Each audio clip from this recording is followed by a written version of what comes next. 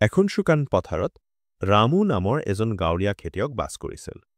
গৰমত শুকান মাটি ফাটি পৰিছিল, গছ-গছনি নাছিল আৰু মানুহে তাৰ পথাৰ পৰিত্যাগ কৰিছিল। কিন্তু ৰামুৱে হাৰ মনা নাছিল। প্ৰতিদিনে পুৱা গাঁৱৰ পৰা পানী আনি মাটিত ঢালিছিল। মানুহে তেওঁক অলপ বেয়াকৈ কৈছিল, এইখিনিত কেতিয়াও গছ নগজে। কিন্তু ৰামুৰ বিশ্বাস আছিল, শ্ৰমতেই জয়। তেওঁ পুৰণি পানী সংৰক্ষণ পদ্ধতি শিকি এটা বৰষুণৰ পানী সংগ্ৰহ কৰা গাঁত বনালে। জৈৱ সাৰ তৈয়াৰ কৰি মাটিক উন্নত কৰিলে। দিন গ'ল, সপ্তাহ গ'ল, এদিন এবুৰি সেউজ পাত ফুটি উঠিল। তাৰ পিছত তেওঁ মিলেট, হালধি, আন গছ ৰোপ ধৰিলে। তৃতীয় বছৰটোত য'ত কেতিয়াবা ধূলি উৰুৱাইছিল, সেই পথাৰখন সেউজেৰে ভৰপূৰ হ'ল।